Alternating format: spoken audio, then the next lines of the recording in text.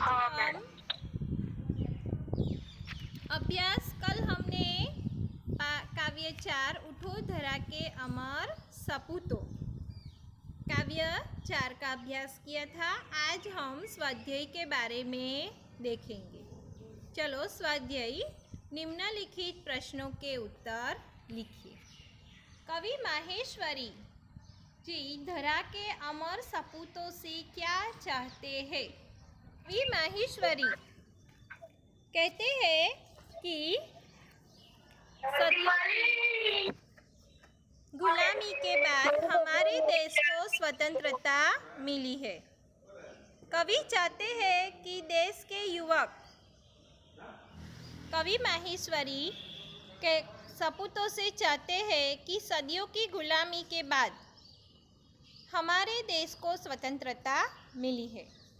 कवि चाहते हैं कि देश के युवक स्वतंत्रता के बाद देश का नवनिर्माण करें। वे लोगों के जीवन में नया उत्साह भरे और नए प्राणों का संचार करें, क्योंकि गुलामी के कारण सब देशवासी निराश हो गए हैं और बहुत दिनों के वर्षों के बाद, युगों के बाद हमें ये आज़ादी मिली है।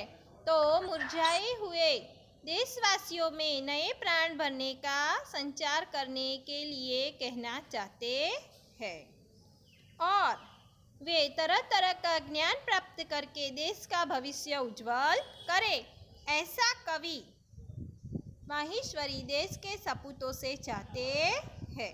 चलो दूसरा प्रश्न देखें। कवि नई मुस्कान कहाँ देखना चाहते हैं? कवि नई मुस्कान कहाँ देखना चाहते हैं?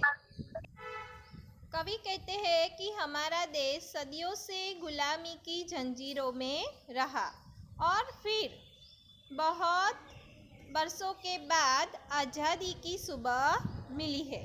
तो हमारा देश गुलामी के अंधेरे में से अभी बाहर आया है। तो अन्याय और तरह तरह के शोषण को सहते सहते देशवासी अपना स्वाभिमान खो बैठे हैं। उनके दिलों में उदासी छा गई है।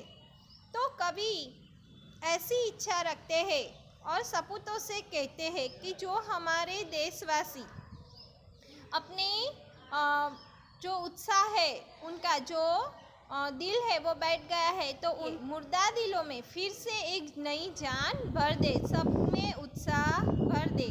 ऐसा कवि नई मुस्कान देखना चाहते हैं। नई मुस्कान कहाँ देखना चाहते हैं? तो इन शॉर्ट में आपको बताऊँ कि देशवासियों के दिलों में वो नई मुस्कान देखना चाहते हैं। देश के नवनिर्माण के लिए आप क्या क्या करना चाहेंगे? देश के नवनिर्माण के लिए आप क्या क्या करना चाहेंगे? चलो बताएं। देश के नवनिर्माण के लिए, देश का नवनिर्माण करना है तो आप क्या करना चाहेंगे? ऐसी कौन सी बातें हैं? तो इस कविता में कौन सी बातें हैं जो हम अपने जीवन में उतारना चाहेंगे? चलो मैं समझाती हूँ। इस कविता में एक तो देश को आगे बढ़ाने की बात है, देश का विकास करने की बात है।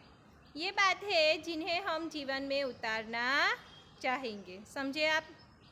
और दूसरी बात है देशवासियों को देश की प्रगति के लिए आगे उनके नए विचार के लिए उन्हें क्या करना है? प्रोत्साहित करना है और ज्ञान के दीपक जलाना है और देश की रक्षा और पूजा करनी है। ये सभी बातें हम जीवन में उतारना चाहेंगे, समझे आप?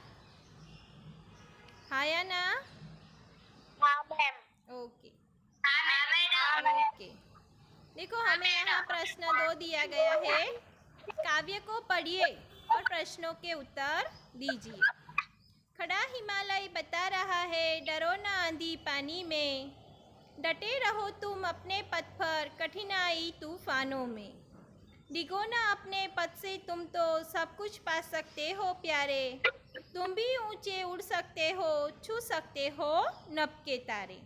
अटल रहो जो अपने पद पर लाख मुसीबत आने में, मिली सफलता उसको जग में जीने में मर जाने में। जितनी भी बाधाएं आई उन सब से ही लड़ा हिमालय, इसीलिए तो दुनिया भर में हुआ सभी से बड़ा हिमालय। तो यहाँ पर हिमालय हमें क्या संदेश देता है, ये कविता हमने सुनी, तो हमें हिमालय क्या संदेश देता है? चलो कौन बताएगा? मैडम हाँ बताओ। मैडम मैं को बोलूं तो हाँ बोलो, दिव्या बोलो।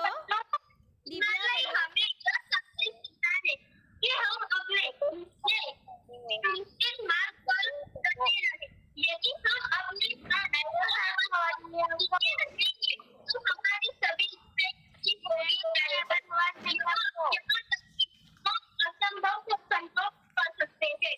हाँ, तो हमें यहाँ हिमालय बता रहा है कि हमें हमारे मार्ग पर निश्चित रूप से अटल रहना चाहिए। हमारे पथ पर कितनी भी बाधाएं आए, मुसीबतें आए, हमें उनका मिलजुल कर सामना करना चाहिए और तभी हम असंभव को संभव बना सकते हैं। ये संदेश हमें हिमालय देता है।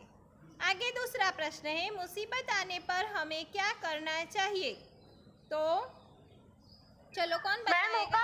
हाँ बोलो। मैडम मुसीबत आने पर हमें उससे भयभीत नहीं होना चाहिए।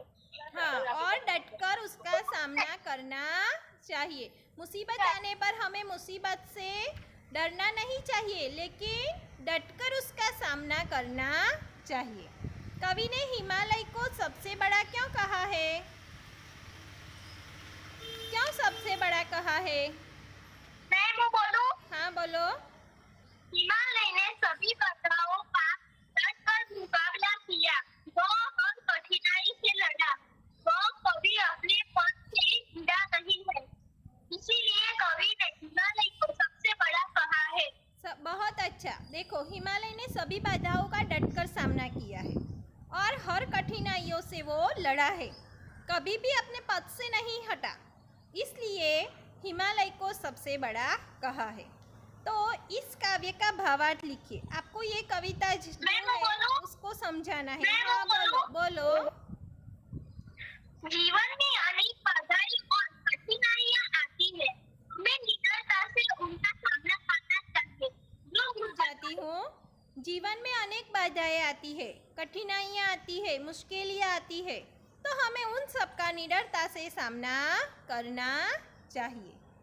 जो मुसीबतें और बाधाएं अपने प्राण और पद पर अटल रहकर हम उन्हें दूर करते हैं और असंभव को भी संभव कर दिखाते हैं। इस काव्य को क्या शीर्षक देंगे हम? तो इस काव्य को क्या शीर्षक देंगे? इस काव्य को हम शीर्षक देंगे हिमालय की सीख। मैडम मैं बोलूं? हाँ बोलो। हिमालय का संदेश। मैं बोलूं? हिमालय का संदेश। ओके चलो, अभी प्रश्न 3 देखो। चित्र के आधार पर कविता लिखिए और कविता चित्र दिया गया है, कुछ शब्द दिए हैं और शब्दों के आधार पर हमें कविता बनानी है। तो आज हमने स्वाध्याय का, नहीं मेरी बात तो सुनो, आज हमने स्वाध्याय का प्रश्न 1 और 2 देखा, तो आगे के प्रश्न हम सोमवार को देखेंगे। समझे आप? आज हमने कविता का प्रश्न 1, 2 देखा, तो आगे के प्रश्न सोमवार को देखेंगे। आपको आज स्वाध्याय के प्रश्न 1 और 2 अच्छे अक्षरों से लिखने होंगे। अच्छा चलो, अभी हम मीटिंग को एंड करते हैं। Okay, bye ma'am. बाय।